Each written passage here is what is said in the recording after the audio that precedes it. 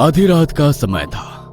25 साल की Daisy blow एक रॉकिंग चेयर पर लेटी हुई एकटक छत की ओर देख रही थी। शायद पिछले 1 मिनट से उसने पलकें तक नहीं झपकाई थी, जिसके कारण उसकी आंखों से पानी बह रहा था। पास ही में उसका दूध मुंहा बच्चा गला फाड़कर बुरी तरह से रो रहा था।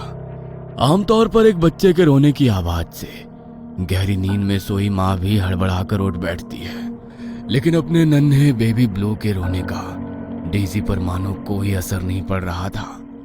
उसने एक नजर को भी बेबी की तरफ पलटकर नहीं देखा। कुछ देर तक रोते रहने के बाद बच्चा थक कर सो जाता है। डेजी अभी भी उसी मुद्रा में अपनी आराम कुर्सी पर लगभग लेटी हुई थी। उसके बाल बुरी तरह से उलझे हुए थे। आंखों के नीचे गहरे काले गड्ढे दिखाई दे रहे थे। चेहरे पर आंसुओं के बहकर सूख जाने के कारण काले निशान बन गए थे, जो उसकी सफेद रंगत पर साफ नजर आ रहे थे। शरीर पर पहने कपड़े इतने मैले थे जैसे हफ्तों से उसने अपने कपड़े ही नहीं बदले हो। अचानक डेजी चेयर पर ही दोनों पांव ऊपर करके घुटने पर सर रखकर सिमट कर बैठ जाती है और अपने सर के बालों को एक एक करके नोचना शुरू कर देती है। लगभग 1 घंटा बीत गया था। डेजी जैसे एक लूप में फंस गई थी। वो बार बार अपने सर का एक बाल तोड़ती, उसे कुछ पल निहारती, फिर एक तरफ फेंक देती। रात के लगभग 1 बजने को आए थे। एकाएक डेजी चेयर से उठ बैठती है और कुछ दूर जमीन पर बेसुध पड़े अपने बच्चे को लपक कर उठाती है और प्यार से उसे चूमने लगती है। वो पालने में बच्चे को लिटाने के बाद जल्दी से रसोई घर में जाकर एक बोतल में दूध लेकर आती है और बोतल बच्चे के मुंह से लगा देती है। ना जाने कितने घंटों से भूखा बच्चा नींद में ही जल्दी जल्दी दूध पीने लगता है। कुछ ही देर में बच्चा बोतल छोड़कर गहरी नींद में चला गया था। बच्चे की बोतल लेकर डेजी वापस से रसोई में आती है और उसे साफ करने लगती है। तभी उसे किसी के चिल्लाने की आवाज सुनाई देती है, जिसके कारण वो बहुत घबरा जाती है और बोतल को वहीं फेंककर अपने कानों को हाथों से ढकने की कोशिश करने लगती है। डेजी को सुनाई दे रही चीखों की वो आवाज बंद होने का नाम ही नहीं ले रही थी। डेजी दौड़कर अपने कमरे में जाती है और दरवाजा बंद करके दीवार से सटकर बैठ जाती है। बंद करो, बंद करो, रोना बंद करो, मेरे कानों का पर्दा फट जाएगा। बंद करो,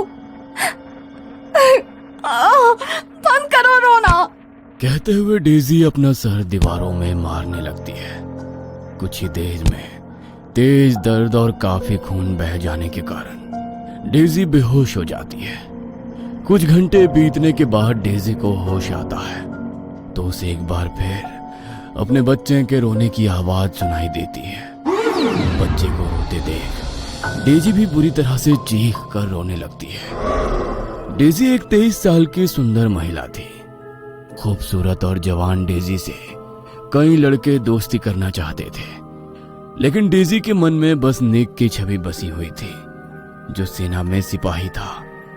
डेजी और निक एक दूसरे से शादी के ख्वाब देखने लगे थे और फिर वो दिन भी आ जाता है जब दोनों एक दूसरे से शादी कर लेते हैं और शहर से दूर एक सुनसान इलाके में एक छोटा सा घर लेकर रहने लगते हैं। शादी के बाद सब कुछ बहुत अच्छा चल रहा था कि अचानक डेजी की तबीयत थोड़ी खराब होने लगती है।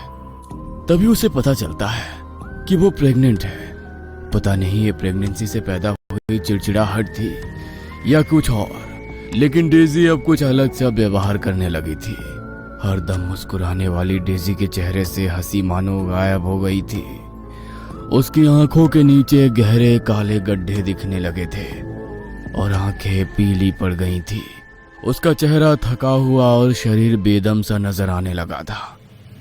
अभी डेजी की हालत में सुधार हुआ भी नहीं था कि तभी बॉर्डर से उसके पति निक के लिए बुलावा आ जाता है।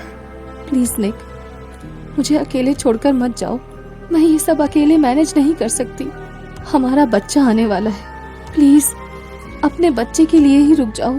अरे मैं जल्दी ही लौट कर आऊंगा डेजी। मैं जानता हूँ तुम सब संभाल लोगी। अपना और हमारे बच्चे का ख्याल रखना, मेरा इंतजार करना, और हाँ, दवाइयाँ समय से खाना। डेजी रोती रह जाती है और निक अपना फर्ज निभाने के लिए अपनी गर्भवती बीमार पत्नी को अकेला छोड़ बॉर्डर पर लड़ने के लिए चला जाता है।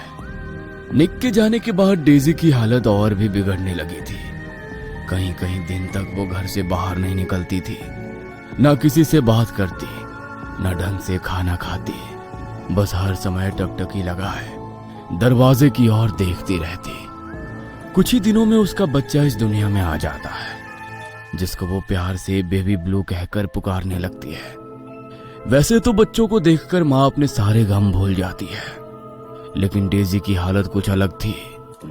कभी तो वो दुनिया की सबसे अच्छी माँ की तरह अपने बच्चे को अपने सीने से चिपका कर रखती, और कभी घंटों तक उसकी तरफ मुड़कर भी ना देखती।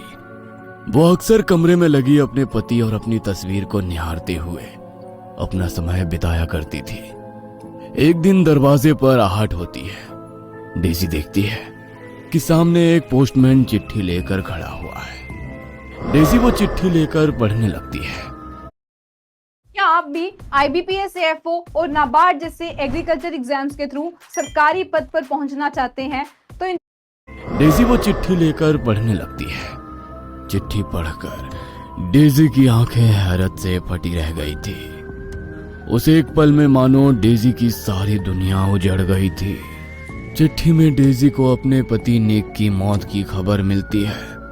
उस चिट्ठी को लेकर डेजी आने वाले कई दिनों तक ऐसे ही रोती रहती है। डेजी के मन में जो आस थी कि आज नहीं तो कल निक लौट आएगा, अब शायद वो भी खत्म हो चुकी थी। और उसके बाद डेजी की मानसिक हालत इस तरह खराब हो जाती है कि वो अपनी सुध बुध ही खो देती है। डेजी को अक्सर घर के अंदर से किसी की चीखों की डरावनी आवाजें सुनाई देती, जिसके कारण उसे अब रातों को नींद आनी बंद हो गई थी। आधी रात से ज्यादा बीत चुकी थी। डेजी पिछले कई रातों से नहीं सोई थी। वो अपने कमरे में बैठी पेंसिल से दीवार पर कुछ अजीब सी ड्राइंग बना रही थी कि एक बार फिर से उसका बच्चा रोना शुरू कर देता है। डेजी पहले तो काफी देर तक बेबी के रोने की आवाज सुनती रहती है और फिर जाकर दीवार पर लगी अपनी शादी की तस्वीर को जमीन में पटक कर तोड़ देती है और जोर जोर से चीखने लगती है, जिसे सुनकर बच्चा बुरी तरह से चिल्लाकर रोने लगता है। डेजी के ऊपर मानो आज शैतान सवार हो चुका था। वो कांच का एक टुकड़ा लेकर अपने बच्चे के नजदीक जाती है और उससे बच्चे को लहूलुहान कर देती है। कुछ ही देर में ज्यादा खून बह जाने के कारण बच्चे की मौत हो जाती है। अपने बच्चे को ऐसी हालत में देखकर डेजी पागलों की तरह हंसने लगती है। कुछ देर बाद वो थोड़ी सामान्य होती है तो जमीन पर अपने बच्चे के शव को देखकर उसके होश ही उड़ जाते हैं। अपने नन्हे से बच्चे को सीने से लगाए वो घंटों तक रोती रहती है। पहले पति की मौत की खबर और अब बच्चे का मृत शरीर अपनी आंखों के सामने देखने के बाद डेजी के अंदर इस सदमे को सहने की ताकत ही नहीं बची थी। इसलिए पासी में खून से लथपथ पड़े कांच के टुकड़े से वो अपनी गर्दन और हाथ की नसों को काट लेती है और कुछ ही समय में वो भी अपने बच्चे के साथ मौत की गोद में समा जाती है। भूतिया कहानी पढ़ने की शौकीन दिव्या को कुछ दिन पहले ही उसकी सहेली नीलाक्षी ने एक बुक सजेस्ट की थी जिसका नाम था urban legends by Sonia Saini. Divya ने आज किताब की पहली कहानी पढ़ी थी। कहानी पूरी तरह से खत्म भी नहीं हुई थी, लेकिन ना जाने क्यों दिव्या को इस कहानी को पढ़कर कुछ अजीब सा महसूस होने लगा था। वैसे तो मैंने आज तक ना जाने कितनी हॉरर स्टोरी पढ़ी है, लेकिन इस कहानी में कुछ अजीब सा है। एक माँ अपने बच्चे को मार डालती है। इस घटना को सोच कर ही रोंगटे खड़े हो रहे हैं मेरे। दिल तो चाहता है कि